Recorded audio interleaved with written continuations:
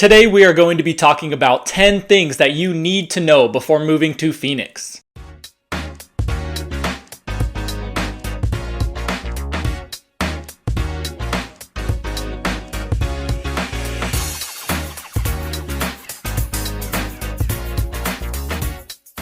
Hello, this is Kody and welcome to the channel. We're going to jump right into the 10 things that you need to know before moving to Phoenix. But first, I wanted to quickly mention that I do offer a free Moving to Arizona guide. It goes over a ton of information about Arizona and Phoenix in particular.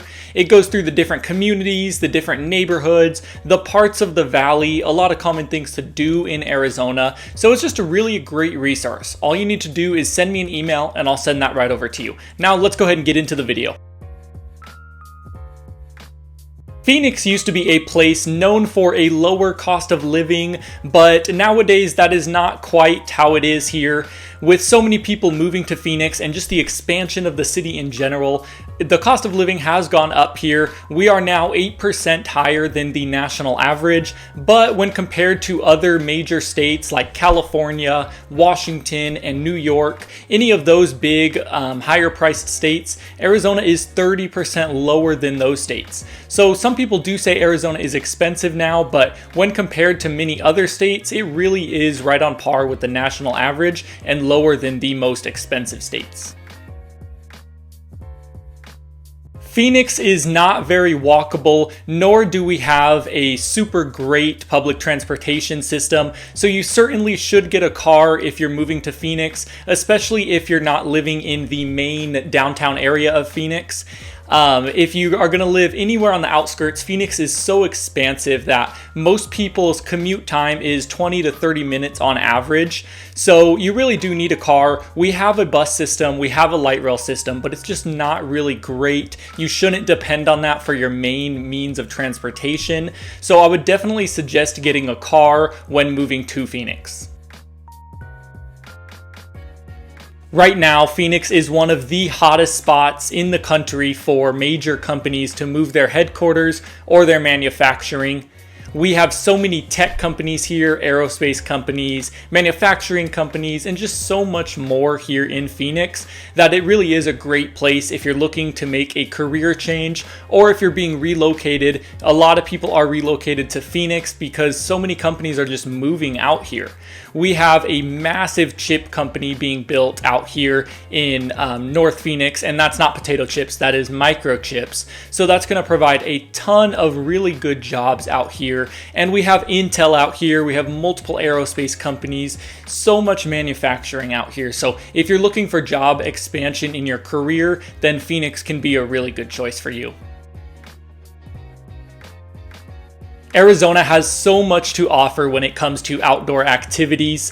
There is just so much to do here all across the state every time of the year. I know it is very hot in the summers, but you can easily go up north to where it's much cooler in the summer months, and we're going to talk about that a little later. But Arizona has amazing hiking, fishing, hunting. There's tons of biking here. You can go work out. We have a lot of parks here. There's just so much to do outdoors, and in the winter, there's a lot of really good skiing up north and snowboarding and things like that. No, the heat in Arizona is not exaggerated. It is as hot as it sounds. We have about 2 to 3 months of extreme heat where it's going to be over or near 110 pretty much every day. And it is really hot, I'm not going to lie to you. Getting in the car before you can start your AC is just almost miserable. It's like getting into the sauna. But the other 9 months out of the year in Arizona are just beautiful, especially in the Phoenix area. And that is why we have so many retirees here. We have over 300 days of sun every year, and our winter weather is so mild, of course. You don't have to deal with any snow or anything like that in the Phoenix area. But if you want to go up to the snow, Flagstaff is just a 2-hour drive away, and it is actually the snowiest city in the United States, if you can believe that, and that's in Arizona, 2 hours away from Phoenix. So you can go up to the snow and go snowboarding or skiing or anything like that and just play in the snow. But also what Flagstaff has to offer during the summers is it's a quick 2-hour drive. When it's 110 down here in Phoenix, it is 80 degrees up there in Flagstaff. So you can take a weekend break from the heat and go enjoy some outdoor time up north. And so the weather, I mean, yes, it is very, very hot. But if you can deal with the 2 to 3 months of extreme heat, I promise the other 9 months are well worth it. The road system in Phoenix is pretty well known for its grid system, and what that does is it keeps congestion low, and it's very, very easy to navigate here. All of our roads go north and south and east and west. We don't have very super windy roads, and that is because Phoenix is a lot newer. So our roads were designed around modern day vehicles and modern day needs. So our road system is very easy to navigate, and our highways keep congestion very low when compared to most other cities. Our traffic is pretty low here in Phoenix. You will have the rush hour traffic going into Phoenix in the morning or coming out of Phoenix in the evening, but it's really not bad at all. It's a lot lower than most major cities. And another benefit of Phoenix is that parking is really not an issue at all. I know other cities really have a big issue with parking, but Phoenix doesn't have that. We have a ton of parking lots, parking garages, and if you live on the outskirts of Phoenix where most people will, you will have your own driveway and your own private garage most likely. Phoenix has all 4 major sports teams here in the Valley, so that is a great thing. If you're not an Arizona sports fan, that is okay. Your team is most likely going to visit here in whatever sport it is, because we do have all of the sports that we offer here. So you can go watch your favorite team play, and the sports stadiums are just really great for concerts as well and other events that they will always host at these places. So having the 4 major sports teams here in Phoenix is really a great thing. The affordability in Phoenix is not nearly as great as it used to be. The average sales price of a home here in the Valley is around $430,000. And that's just a lot higher than it used to be. I mean, Phoenix used to be a place you could come to and save some money, but with so many people wanting to move here for our great weather and our great jobs and just everything Arizona has to offer, our prices have gone quite a bit up. The good news is Phoenix is still expanding, so there are a lot of towns and neighborhoods on the outskirts of town where you can get a house for quite a bit cheaper, and you just have to commute to your job, or if you work from home, even better. So Phoenix, yeah, it's not going to be the most affordable, but it is a lot cheaper than so many other states like Washington, Colorado, New York, California, of course, and so many other states that are a lot more expensive than Phoenix. Arizona is not just a desert.